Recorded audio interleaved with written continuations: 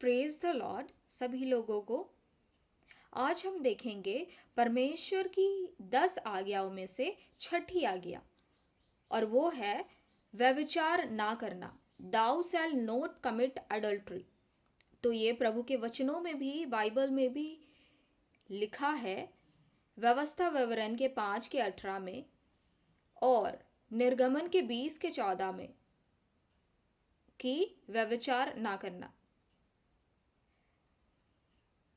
और मैथ्यू या मती के अध्याय 5 चैप्टर 5 वर्स 27 एंड 28,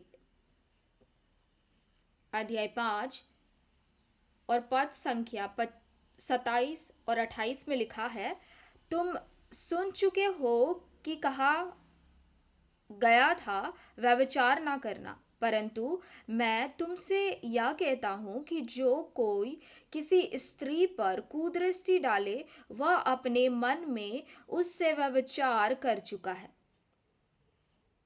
प्रभु का वचन यह कहता है कि सिर्फ व्यभिचार हमारे फोन के द्वारा, फिजिकल इन्वॉल्वमेंट के द्वारा, प्रोस्टिट्यूशन के द्वारा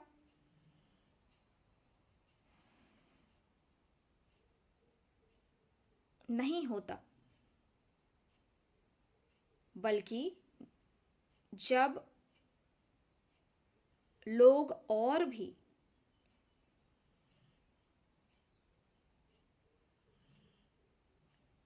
जरिया को अपनाते हैं, जैसे तंत्र मंत्र, जादू टोना, व्यभिचार करने के लिए,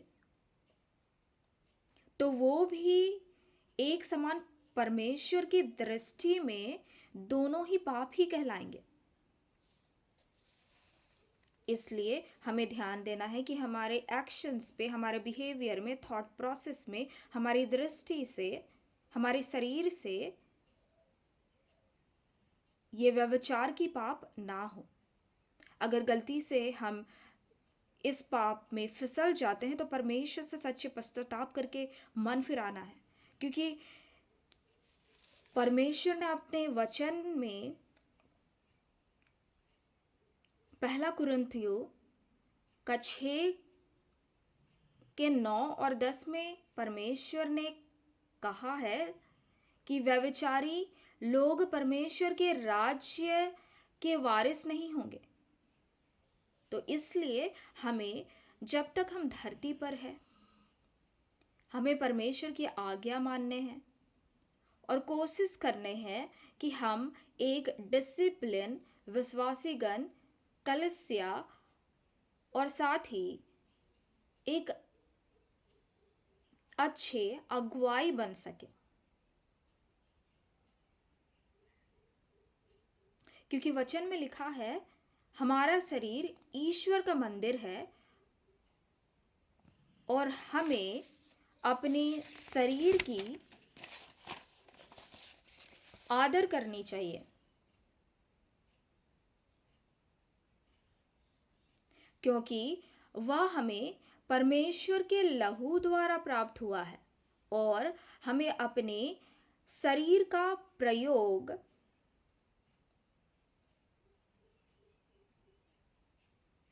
प्रभु के कार्य में लगाना चाहिए। आप प्रभु के कार्य में कैसे लगा सकते हैं? अगर आप वर्शिप में जाते हैं,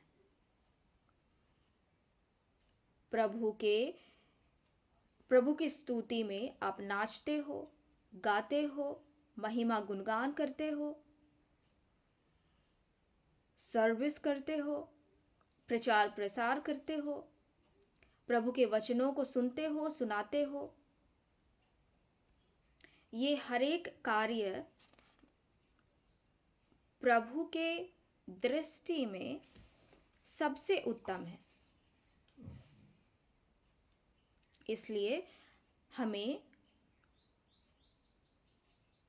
हर एक पापों से मन फिराए, सच्चे पश्चाताप करे, फास्टिंग प्रेयर करे।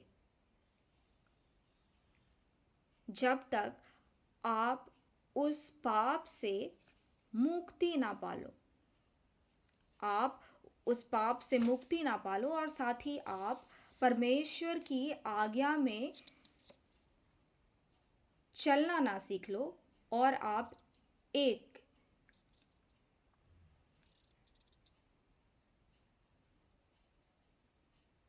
एक डिसिप्लिन पुत्र और पुत्रियां ना बन जाओ।